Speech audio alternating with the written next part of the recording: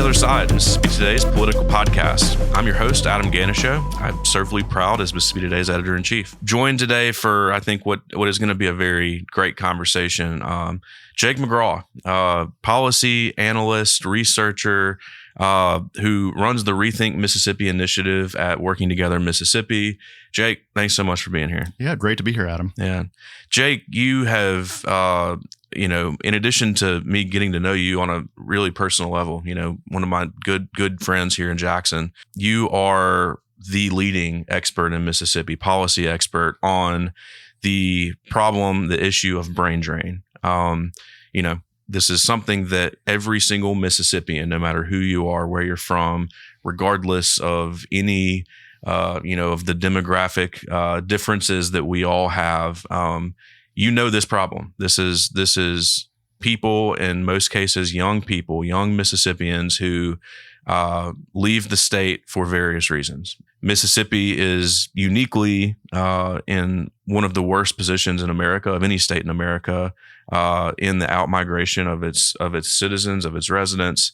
And, you have spent your professional career, your life really focusing on this, researching this, trying to better understand it and help us all grapple with it. So, you're here today because, we're going to have, I think, a really good conversation about the problem and sort of what it all entails. But sort of the genesis of you being here today is that a couple of weeks ago, Mississippi Today, in partnership with Rethink Mississippi, Working Together Mississippi, and our other partners at the University of Mississippi's Center for Population Studies, we launched the state's first ever scientific survey that really aims to kind of get to the bottom of the problem itself, why it exists, and more importantly, not just the problem, but hopefully we can, by listening to people, soliciting survey responses from as many people as possible, sort of develop some solutions to the problem as well. So, I really want to talk about the survey, but I think before we get to the survey itself, we ought to talk about the problem, what we know, what the data that we have in hand already shows about the problem itself. But even before that, I want to talk about you because there are not very many people doing this work. I say you're the state's leading expert, which is true by any metric you could possibly imagine, but there really aren't too many of you in Mississippi focused on this. So I guess just to start us off in the conversation today, tell us how you landed on this for yourself, how this became your career focus. What is the inspiration behind this path for yourself?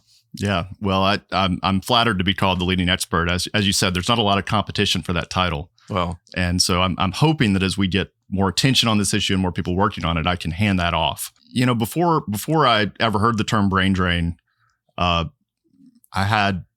feel like I felt it, and I think that this is something that a lot of Mississippians can relate to.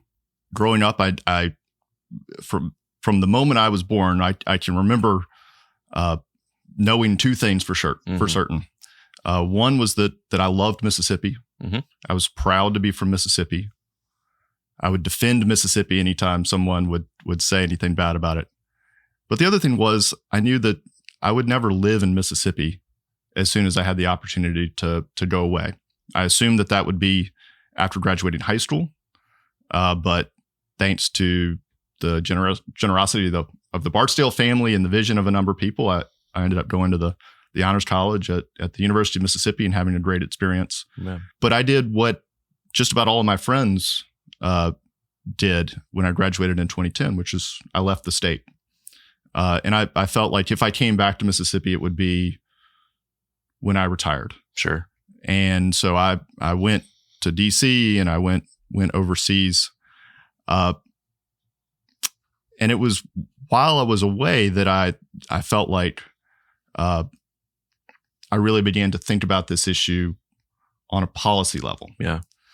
And I knew how many people felt like I did about Mississippi, how many people really cared about it and had the talent and the energy to be able to lift Mississippi up off the bottom. And all of us were outside of Mississippi. Yeah. And so that plus just a healthy dose of homesickness brought me back. This is universal, by the way. I mean, I was just the same. I graduated college. I went to the University of Mississippi myself, and I grew up saying that same thing, thinking that same thing. I'm out of here as soon as I can, and I did it. And soon as I got to Washington, D.C., after I graduated, I got there for an internship and figured I'd stay there forever. That homesickness kicked in. And it also was sort of aided by meeting a lot of other fellow Mississippians around my age in D.C.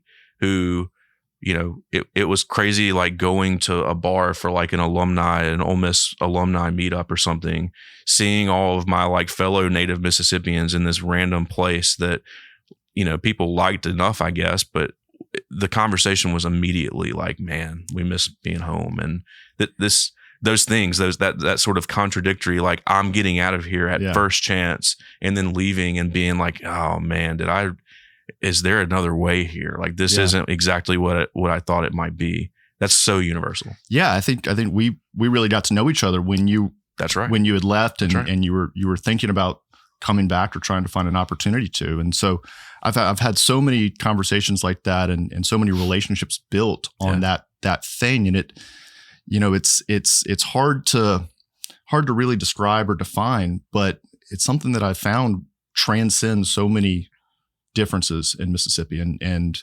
there are not a lot of things that can do that, especially in this era where everything's polarized. Yes. Everything is broken down on an individual level. This is something that's still unifying, and it roots us in this place for whatever reason. And so I've grown to really accept that and appreciate it. And I think that's one of our great assets as we think about how we can start to grow the state's population, bring people back, keep them here. Yeah. That felt sense of place and connectedness is really important. Yeah. How did you jump from those feelings that we all felt to sort of focusing on this work specifically? Yeah, I mean, so much in Mississippi is about relationships, and one of the most important relationships that I've had in my life was with former Governor William Winter. Yeah, and so when I moved back to the state, I worked for the William Winter Institute. My role there was to begin to think about how we get young people engaged in conversations about policy and these big questions that are going to shape Mississippi's future. And so I didn't set out to think exclusively about the brain drain, but it became very clear to me that was the question that was at the root of every other question, whether we're talking about healthcare or jobs or education. Yeah. At the end of the day, it's about whether people who have the ability to stay in Mississippi or the opportunity to leave Mississippi choose to stay in Mississippi, and whether we can bring people in from other places. Sure. Jake, the legacy of Governor Winter obviously is one that, you and I we've talked about this a lot. You and I both directly benefited from, his work when he was governor, and education reform turning into, for us, really as kind of for the first, generation of Mississippi kids who got to benefit from all of those changes at the policy level. Talk a little bit more about your relationship with him and, what all that meant to sort of the development of your career. Yeah. Well, if you ever had the chance to hear Governor Winter speak, he probably said the line, "The road out of the poorhouse runs past the schoolhouse." Yeah. That was his mantra, and that was what he devoted his political career to doing. That to develop the state economically, you had to improve public education. And so the 1982 Education Reform Act, which did a number of things, but created public kindergarten. Yeah. We were the first generation to benefit from that. I got to go to public kindergarten in Mississippi. And all of the investments that came from Governor Winter's leadership and all of the people that followed meant that we had educational opportunities that no generation prior had. Yeah. And of course, we know that education, the denial of education has been used as a tool to keep people of color, Black people down. But also a lot of white people in Mississippi didn't have good schools either. We've never really made education a priority until Governor Winter tried to change that. Yeah. And I think that, we've started to talk about the Mississippi Miracle in elementary reading scores, but I think that the real miracle is what we've it started a generation ago, and we're now seeing about a third of today's college age young people in Mississippi graduating with a 4-year degree. It's almost double what it was a couple decades ago. It's incredible. And we're also seeing our universities be magnets for students from out of state. This is such a high point for Mississippi right now. Absolutely. Yeah. And so we've taken our historically what has been our greatest weakness as a state, something that we have actively worked to try to suppress in this state. And we have now made it a strength, where we're 29th in the country now in the number of bachelor degrees granted per capita. Incredible. Anytime Mississippi's near average in anything, it's a huge achievement. That's right. And we've made the biggest leap in the country from 2010 to 2020 on that stat. And so our education system has gone from being what's holding us back to now, a great asset and opportunity. And so, I go back to Governor Winter's adage about the road out of the poorhouse runs past the schoolhouse. Well, now we're continuing down that road. And the problem is that road is now merging onto an interstate. It's going on to I-20 and it's going to Dallas or Atlanta. And so we have paved that road well, but what we need to do is make sure that it leads to more places in Mississippi. Sure. Perfect analogy to kind of set us up for just a conversation about the brain drain itself. What is it? Like, how do you define brain drain in Mississippi? Yeah, so this is where it gets a little wonky. And so, I try not to lose people or bore people, but, the brain drain it's really 3 related problems. Sure. The first is what, in a technical sense, you would define as brain drain. And that is people that are leaving are more highly educated than people who are staying or moving in. And so it has to do with the education and skill levels of who's leaving and who's moving into your state. Sure. Then there's the issue of migration, net migration. Sure. And so this is the same sort of concept, but it doesn't concern itself with who's leaving. It's just how many people are leaving.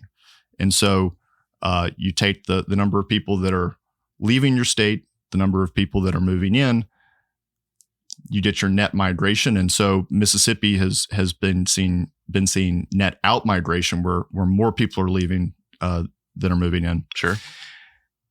And then when you combine net out migration with what's called by demographers natural change, which is just births and deaths, sure, basic biology, that's how you get your total population change figures. And so, historically, we've had a high enough birth rate that the state's population has continued to grow in spite of having net out migration, more people moving away. That's no longer the case. And so we're now seeing the state's overall population declining. We continue to see out migration in general. And we know that the people that are leaving are more highly educated than the people who are staying or people who are moving in general. Yeah. I should say here, now that we're kind of talking about a little bit of the data and the policy, when we launched this survey a couple weeks ago, again, we're going to get to the survey a little bit later in this conversation, but we also asked Jake to put together a list of frequently asked questions about the problem itself, definitions of it, what it is, what does the data that we have in hand right now show about the problem. It is, as far as I'm concerned, the single most sort of authoritative, definitive, single place where you can find anything you need to know about what we can glean from this issue right now. It's on our website. If you go to our homepage, if you're listening to this podcast or watching it, it might be helpful for you to just go to our website and open this post. It's just really incredible. Go to our homepage. There's a tab under the continuing coverage bar up top that says brain drain. Click on that, and what you're looking for here is the post that is the FAQ, the Mississippi Brain Drain Crisis. So just wanted to kind of say that before we get too deep into this, but the definition there, Jake, is fairly straightforward, but then you start breaking it down, and it really there are so many layers to this. But I guess sort of to help everyone listening even better understand the issue. I mean, why should we care? Why should we as Mississippians care about this problem? Yeah, and that's of course, that's really what matters. Like why is this important? I think that people should care, but even if they're not aware of it, it does matter to them. Of course, it's something that we all feel, and it's not just that felt sense of connection to Mississippi. It's something that we feel in the job market. It's something we feel in the housing market, healthcare. So, why this is a problem is that it's a vicious cycle. That when somebody leaves, they're not just going and finding opportunity for themselves. There's also a cost to the people in the place that they're leaving. And especially if the people that are leaving have received more investment, which if you've graduated from a 4-year public university in Mississippi, taxpayers have invested in your education. Sure. And if you're leaving the state, there's no return on that. So it leaves the people who are left behind worse off. And so we see this vicious cycle show up, in businesses losing employees, losing talented employees, losing their customer base. Businesses look at areas, they look at these same population figures when they're trying to make investment decisions. And if they see that the talent pool in that area is shrinking, they're not going to invest there. So it hurts the economy. The tax base will shrink. Yeah. When you fund public services and infrastructure, a lot of those costs are fixed. They don't decrease when the population decreases, which we're sitting here in Jackson. Nobody in Jackson needs to be told that. Of course. And then we see it in our communities. Most places in Mississippi are losing population. And so you see it in fewer people in the pews on Sundays at your church. You see it in schools having to close. There's a loss of community identity, a loss of vitality, and a kind of a sense of decline that people feel. They expect things to decline. You see it in your home values. If you own a home and there's nobody who wants to move in and buy that home, you've lost a lot of your wealth. And so this is just a list of all of the ways that people do feel it, whether they're aware of it or not. It's also a matter of geographic, what I just call geographic inequality. Yeah. So this is more of a national issue, but I think what we've seen in our politics and our society is a divide between big cities and more rural and small town America, the coast and the heartland. These, red, blue America. These are all the ways that it's sort of shorthanded. But really, there's a divide between the places where people are leaving and the places where people are moving. Yeah. And the places that are leaving are, they're struggling as a result of that. And I think that it widens a lot of our political divides in this country, a lot of our social divides in this country. And it means that if you're born in a place like Mississippi, if everybody prior to you who's had the opportunity to leave is taking it, then you're going to have less opportunity if you stay. Right. I think so much about my own hometown, Hazelhurst. It's always been a small town, and I'm not going to suggest that it was ever thriving, but it certainly is nothing it once was. I mean, before I lived there, before I was born, Hazelhurst is a county seat of Copiah County. It is part of the Jackson Metropolitan Statistical Area. Technically, it is close enough to be a true suburb where people can, commute every day to and from Jackson. But it also has its own identity as well. So, just thinking about even my own high school class or the area high school classes of just my, sort of immediate vicinity. If the folks who had graduated from high school in Hazelhurst or Copiah County, who went off to college and then left Mississippi, if they had decided, I'm going to go back to my hometown or my home county and try to make a difference there, it would be a totally different place. Yeah. And I think that's another one of those universal understandings of Mississippi. You're from Oxford, so it's a little different because of the college town. Oxford is obviously in sort of a class of its own in the state of Mississippi, but most anyone I meet from Mississippi, anywhere in the state, has those same feelings about their hometown and sort of what we've lost over these generations. Yeah, and I think that feeling of loss is, that's powerful. And I think that for us to really want to go and invest in these communities, you have to feel a sense of hope. Yeah. And I think that a lot of people would want to stay. Yeah. We know that people try hard to stay. Many people who leave, it's not because they can't stay in Mississippi and can't wait to get out. Yeah. A lot of people really try to and don't feel like it's possible. But I think that hope is something that, that is a powerful motivator. But I was in Hazelhurst actually talking about this issue a few weeks ago. Yeah. And it's a beautiful old town like so many those small towns in Mississippi. But I looked up the numbers prior to that, and Copiah County has lost 40% of its 20 and 30-year-old population to outmigration. It's just such a problem. One of the stats that you pulled in that post that I was just talking about, the FAQ post on our website, sort of tells this story, I think, in a very real way. I'm going to read it here. From 2010 to 2024, 80,000 more residents left the state of Mississippi than moved in. This is all according to Census Bureau. Put together, the net loss is greater than the population of Gulfport, the state's second largest city. During that same stretch, Mississippi had the 6th worst net migration rate in the country.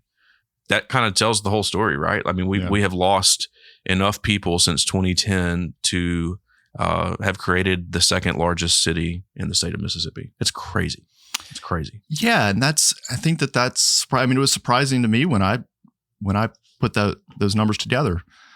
Because, the brain drain, it's the sort of thing it is, even those that are aware of it, it's hard to see on a day-to-day basis. Yeah. It's hard to get a sense of just how many fewer people are here than there used to be. And since it's scattered all over the state, it's, it's just something that's really hard to perceive. Yeah. And so that's why understanding the numbers are so important, because it does put it in perspective, and we can then understand the economic and social magnitude of this problem when you think about it.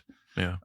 In those terms. And I would also say, not only did we lose a city the size of Gulfport, but if that city existed, it would be one of the best educated places in America. Yeah. Yeah.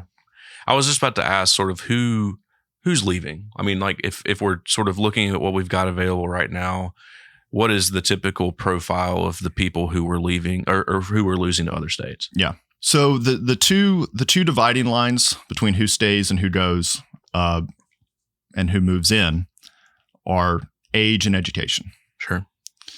So on age, every age group up to the age of 50 have a net outmigration from Mississippi, and it peaks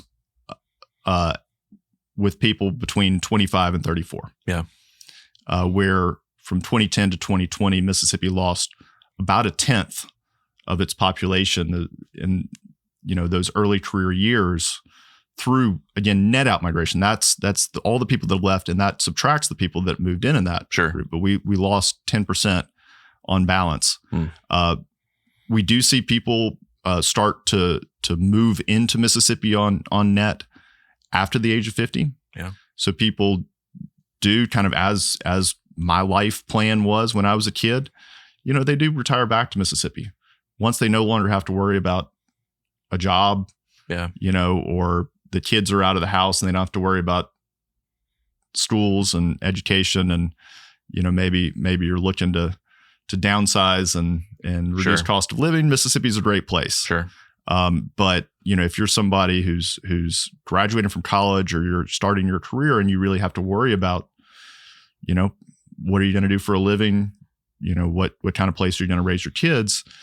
The numbers don't lie. People are saying that I can't stay in Mississippi. Yeah. And so then the other dividing line is education. Yes.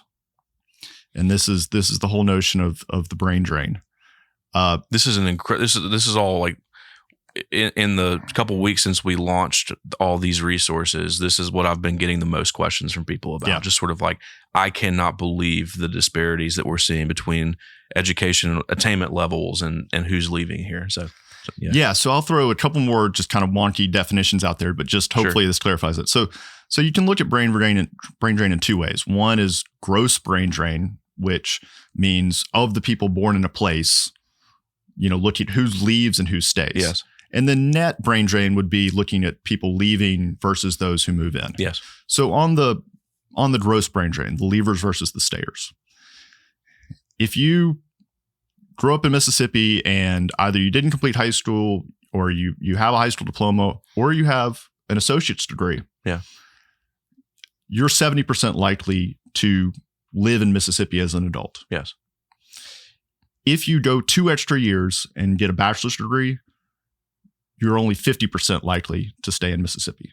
And so those 2 years make about a 20 percentage point difference in the likelihood that somebody from Mississippi will stay in Mississippi after graduation.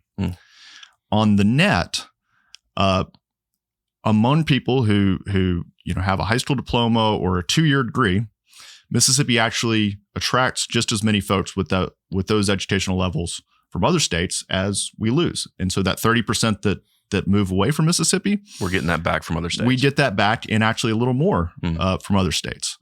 But for every 3 bachelor's degree holders from Mississippi who leave, we only attract 2 from other places.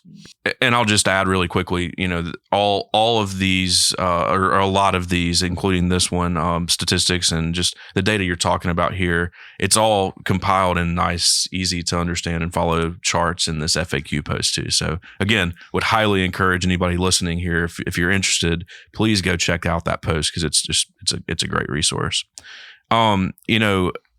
I guess another big question that I get, Jake, is where are Mississippians going when they leave? For those who do choose to leave, where are some of the most popular destinations?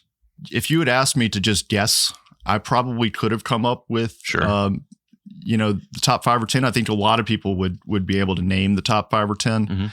But it was shocking to me just how much more popular Texas was than any other place. Yeah, for sure. People are moving to Texas, Dallas and Houston specifically, Dallas-Fort Worth and Houston specifically. And so those 2 are by far the top destinations for Mississippians, and they are the least likely places for people to move to Mississippi from. So Mississippi has a huge sort of export trade with those big Texas cities. Yeah. In terms of where people are moving, below those 2 Texas cities, people are Memphis is the next biggest destination. Makes sense. It's the closest big city to the state. It sits right on the northern border, but Mississippi actually attracts more people from Memphis back. And so in net migration terms, we actually get more people from Memphis than we send there, even though there are a lot of Mississippians who live in Memphis. For you political wonks, that's what we're seeing in DeSoto County election returns every single cycle. Yeah. Correct. Yeah. The same goes for New Orleans, actually. Sure.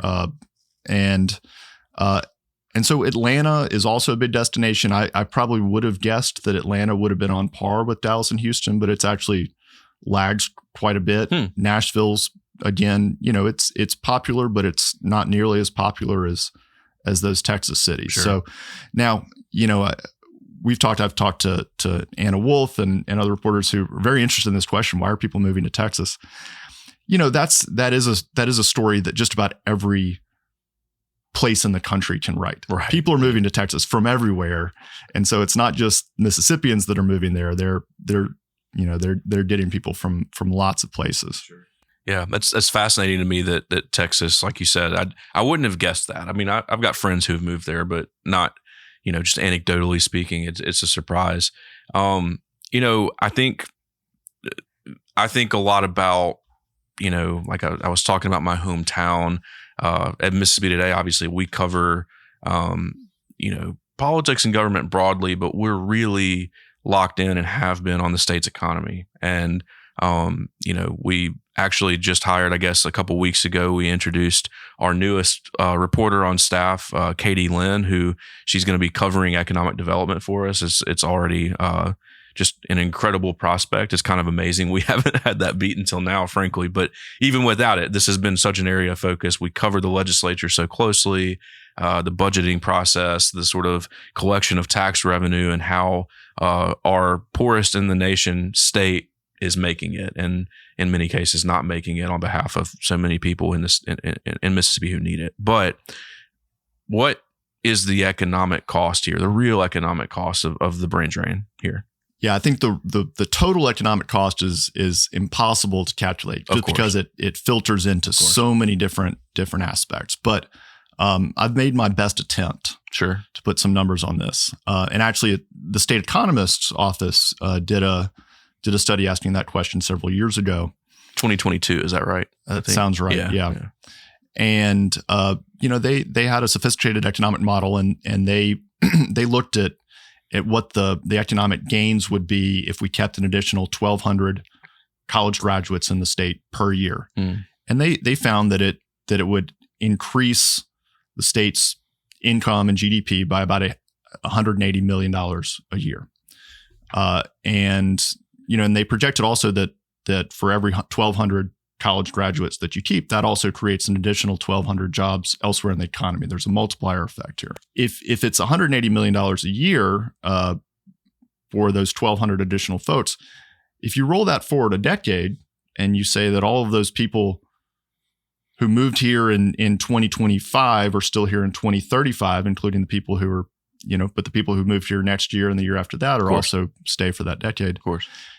The total economic impact is $8 billion. To put that in perspective, from 2010 to 2020, Mississippi's economy grew by about $8 billion in terms of real GDP. So keeping an additional 1,200 college graduates here per year could double, and keeping them for a decade, and if they're earning that paycheck year after year, then it would double our economic growth rate as a state. You really see this, and I put this in the FAQ piece because it really stood out. Arkansas and Mississippi were very similar states in 2010. Yeah. Our GDPs were about the same, and our population was about the same. Mississippi was actually a little larger than Arkansas at the time. Yeah. But since that time, Arkansas has grown by over 100,000 more people than Mississippi has. Wow. And its economy has grown by about $25 to $30 billion more than Mississippi has. Wow. So you guys can find this data in the FAQ piece, but Arkansas's economy is now substantially larger than Mississippi's. And, we can point to Walmart and other things that they have those advantages, but that wasn't the case. 2010, that was also the case. And Mississippi and Arkansas were pretty level. And really the difference is that their population has been growing steadily. They're about at the national median. So they're not a fast growing state, but they've been growing steadily, and they've been retaining and attracting more college graduates. And that has a compound effect. Yeah. You opened the Arkansas line of thinking here. It just begs the question: how do we stack up even to our other neighbors? You just kind of walked through the Arkansas connection there, but other people in Mississippi, I think we'd like to compare ourselves in many ways with Louisiana and Alabama to a degree. Mm-hmm. Tennessee does seem to be in kind of a different arena in so many ways, but just for our neighboring states or even other Southeast states, how do we really stack up with brain drain? Yeah, so we're as you said earlier, we had the sixth worst net out migration rate in the country. I think we're 47th in total population growth, about 45th in terms of our college educated brain drain, our retention and attraction of people with college degrees. Luckily, we do have Louisiana keeping us company. Sure. Down there at the bottom. They also rate in the high 40s in all of those stats. So aside from Louisiana and Mississippi, though, Alabama and Arkansas are the slowest growing states in the Southeast. But they're right about the national average, which just shows how fast the South is growing. It's the fastest growing region in America. I think we attracted 12 million movers from other parts of the country in the last decade. So we are in a region that people want to move to. Yeah. And even states that are geographically, historically, economically, demographically similar to us, like Alabama and Arkansas, are benefiting from that growth. Yeah. And it's us and it's Louisiana that are the outliers. Wow. In a couple questions ago, I sort of started talking about some of the political implications of this. This is a political podcast after all, so we can't avoid it. And we didn't avoid it. You did not avoid this in the FAQ post either. But we think so much about, Mississippi as,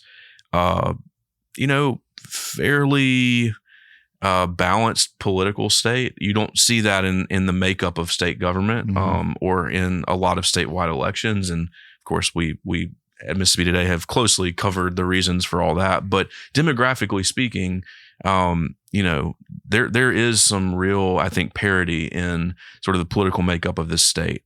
You can look at the last, 3 major statewide elections and see that gap between Republican dominance and Democratic sort of performance narrowing. And, I look at stats here. I read the one earlier about the 80,000 more residents who have left Mississippi since 2010 than have come in.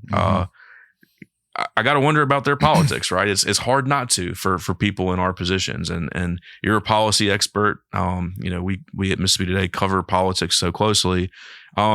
Curious to hear your take on sort of what are the political implications of the brain drain here right now? Yeah, I mean it's inseparable from the question of politics. Sure. I think it's a mistake to assume that all or most people that are leaving are liberal. Of course.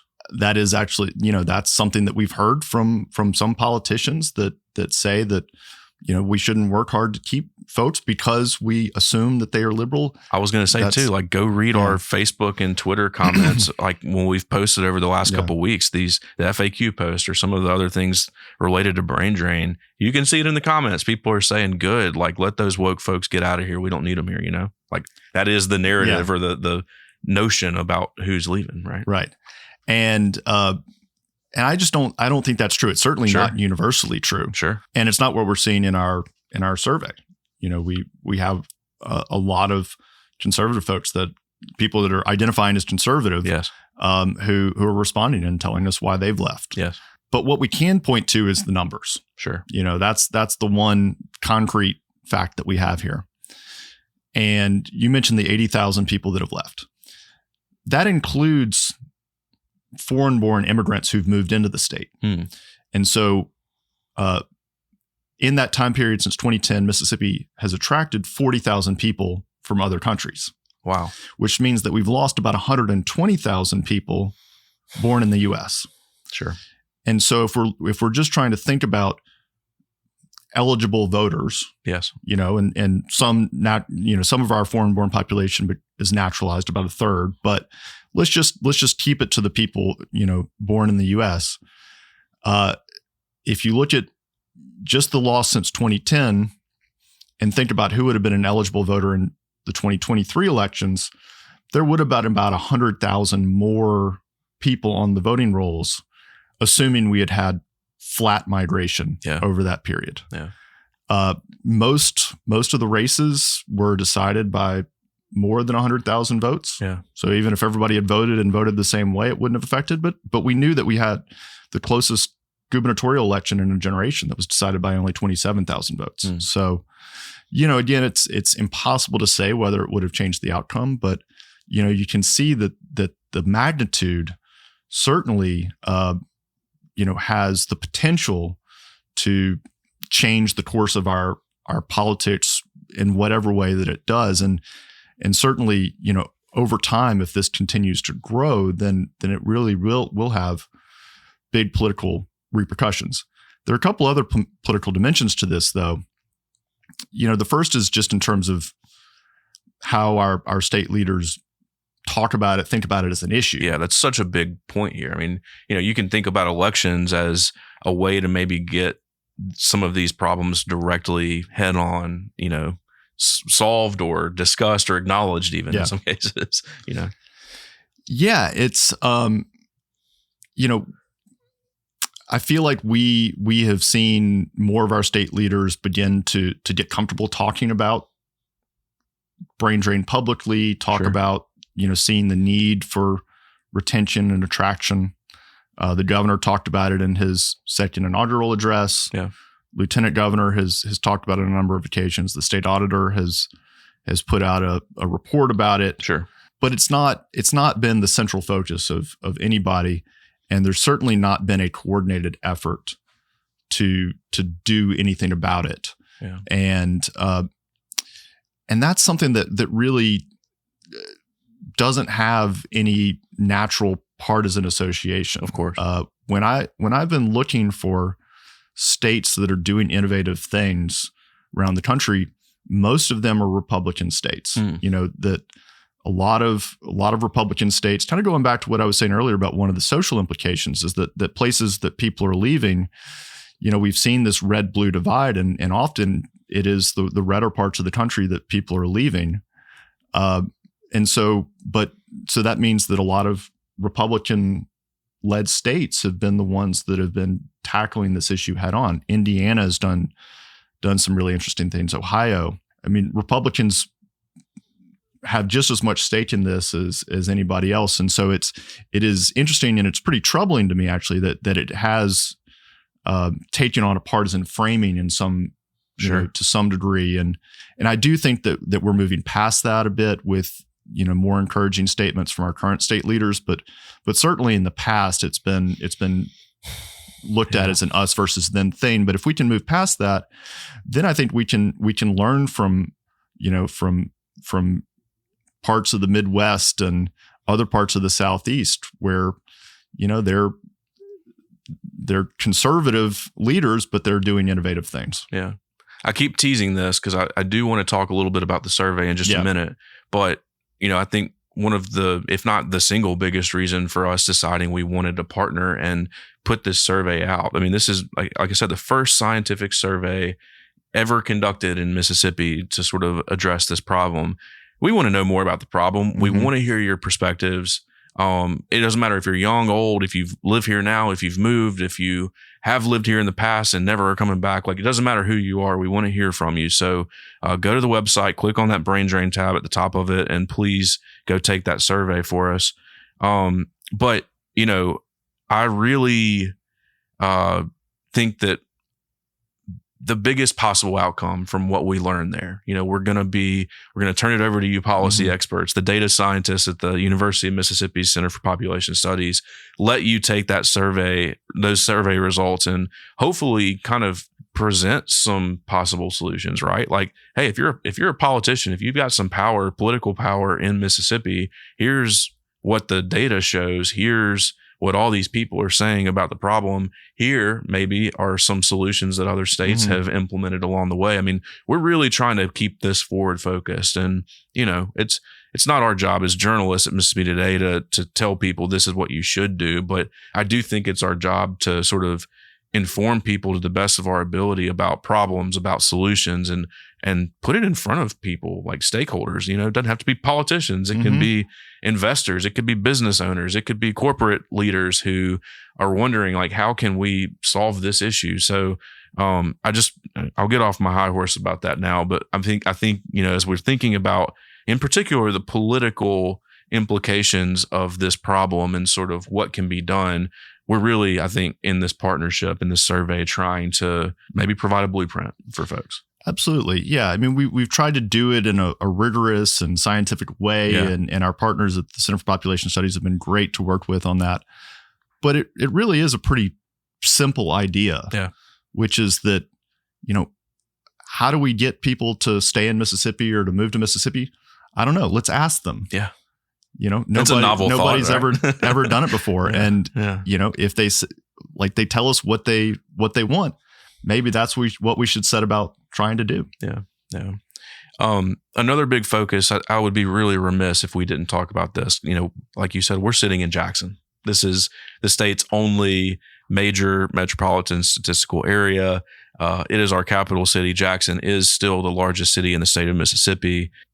Specifically thinking about younger generations of Mississippians, like we know, and we're going to see more and more of this, and we'll theoretically have it in front of us when we start sifting through the survey results. But we know that young people desire a thriving city that they can live in. It's not universal, of course, like nothing is monolithic here. But we know that generally speaking, the younger generations are hungry for that. In many regards, Jackson is not thriving, and it has not been thriving in a few decades. What are you thinking, seeing, hypothesizing about sort of what this partnership may glean about the city of Jackson and its past, present, and most importantly, its future? Yeah. I think that, you and I both love Jackson. Yeah. And I think we can hold that idea and the idea that Jackson is not been successful in a lot of ways. That's right. We can hold those two ideas together at the same time. And also the idea that we know it needs to be successful. And it needs to be successful. This problem in particular, for the whole state to be solved. Absolutely. A few things about Jackson. Yeah. Jackson is the fastest shrinking city in America.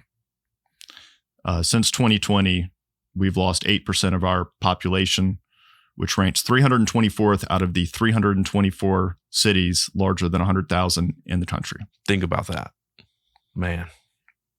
But of course, our population loss didn't begin in 2020. It started way back, in the 1980s. And so overall, Jackson's lost nearly a third of its population from its peak. That's where you really start to see the cycle, brain drain and outmigration and population loss create, and how it feeds itself. So that, now people leave Jackson because the infrastructure is bad, or because, they worry about schools, or they worry about crime, or that all the businesses have moved out.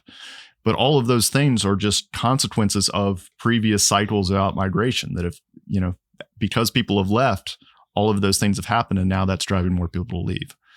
So you get caught in this downward spiral, and it's really hard to pull yourself out of. So that's one thing. Two is, even if Jackson were growing, the state of Mississippi would still have a brain drain, right? This is not just a Jackson problem. Sure. 80% of counties in the state of Mississippi have a net outmigration rate. Mississippi overall is a rural state. Rural areas face a lot of challenges.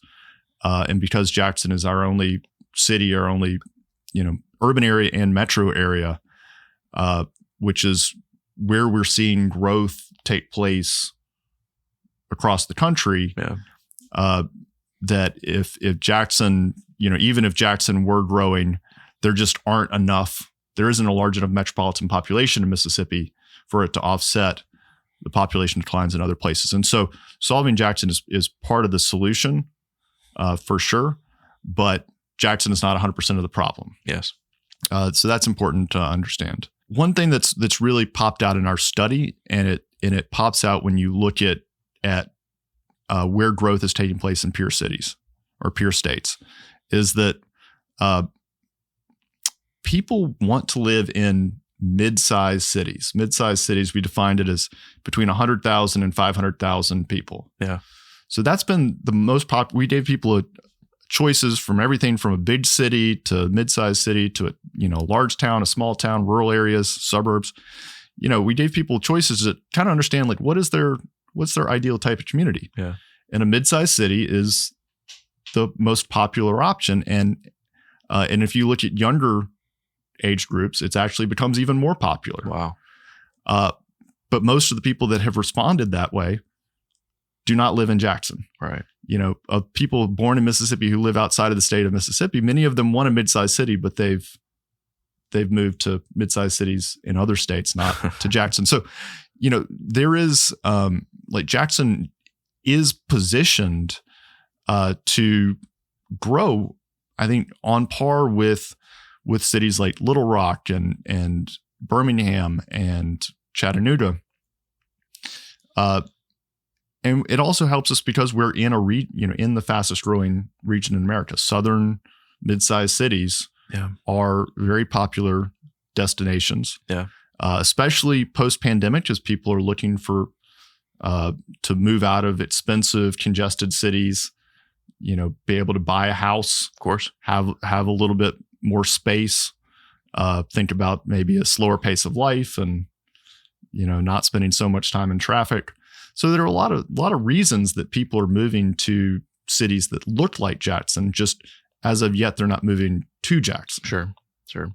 I guess maybe a month or so ago on this podcast, a few episodes ago, we had our Jackson team on to talk about, our newest sort of newsroom initiative, at least in terms of staff structure. We created a team solely focused on the city of Jackson. There are a lot of people who I think are excited about the new mayoral administration, the new city council class. There are, investor types, business leaders who are feeling a little momentum right now. And we're really trying to capture a lot of that in our coverage and, maybe, again, help just arm folks with information that might be able to move the needle forward. So I know that as we continue sort of working in this partnership on this project, Jackson will be maybe one of our biggest focuses because, like you've said and laid out in the numbers, if we want to turn this problem around for the state of Mississippi, we have to turn it around for the city of Jackson. There's no other choice. We can't do it without Jackson. That's right. Absolutely. That's right. So thanks for a little bit of that context. Let's wrap up here. I think you and I could sit here and talk about this for hours and hours. But our listeners have just basically eavesdropped on our conversations at the bar over the years. I was going to say, the number of times you and I, the days probably at this point that we have spent talking about this over the years. But let's talk a little bit about the survey. Yeah. This thing is, we're recording this podcast on July 25th, which is exactly 10 days after we sort of publicly launched the survey. And as we sit right now, we are about to hit 4,500 responses so far, which, this survey probably will take you, there are places where you can write your own sort of perspectives, stories, anecdotes, experiences in. So it might take you a little longer than others, but you could finish this survey in, probably 10 minutes or so. If you spent real time with it, maybe less than that if you wanted to speed through it. But let's just talk about sort of, some of the high level, if you've seen anything. I know you've already sort of started sifting through these things. Is there anything that is jumping out at you so far in the first sort of few thousand responses? Yeah. Well, the first thing is just how many we've gotten. It's crazy. Is just in 4,500 incredible, people. Incredible.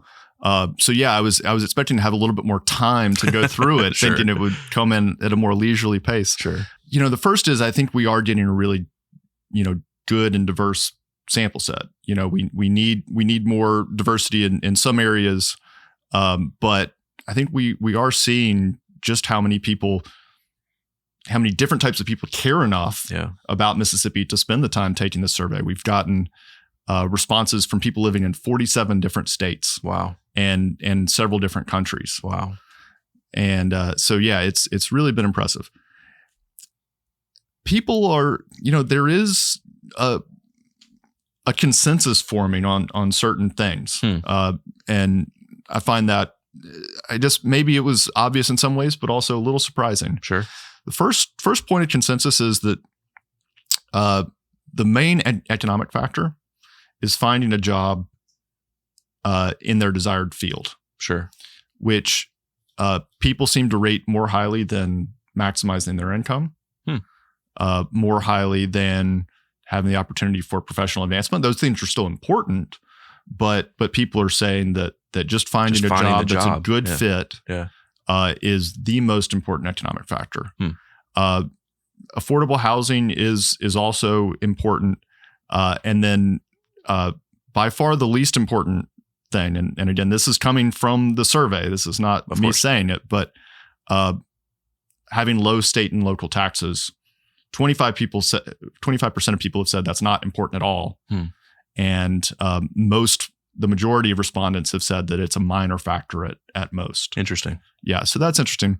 On the social or the community factors, public service factors, healthcare is the most important thing. Having access to quality healthcare is by far the most important thing, and that's true across age groups. Young people are saying that just as much as older folks. Yeah. So people that may not be using the healthcare system as much still value having quality healthcare.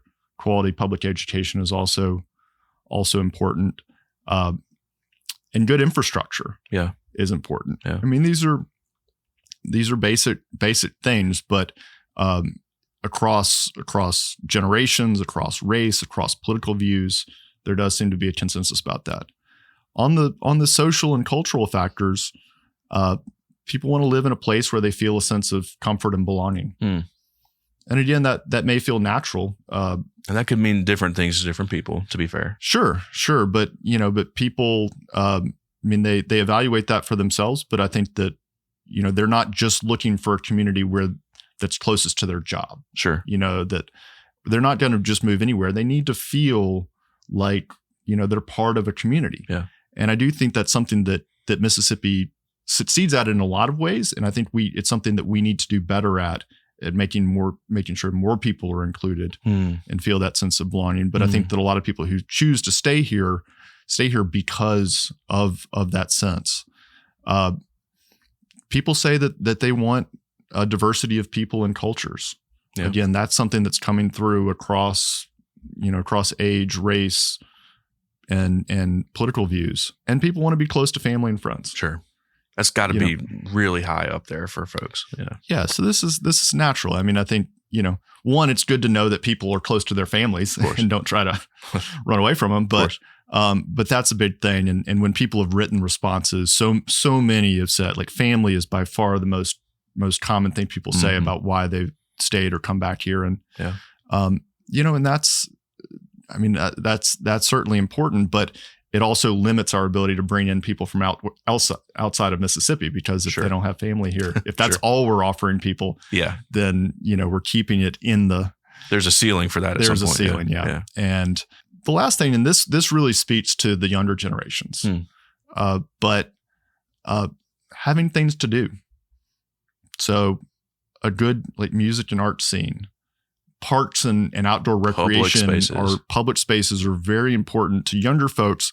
As you get up the age distribution, it becomes less important. But, having good restaurant and bar scene, music and art scene, cultural events, festivals, and parks, younger people, and especially people that have left the state, say that those are very important factors for them. Yeah.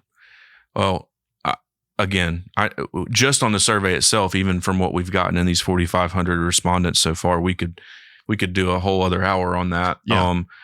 I want to just end it here, Jake, because it's I don't want to keep rambling, but I don't think we have been rambling. I mean, all of this is so important, and spending the time to at least help define some of the problems and helping people better understand what the data we have shows has been so enlightening to so many people just in the couple weeks that this has been live for us. This partnership has been out there.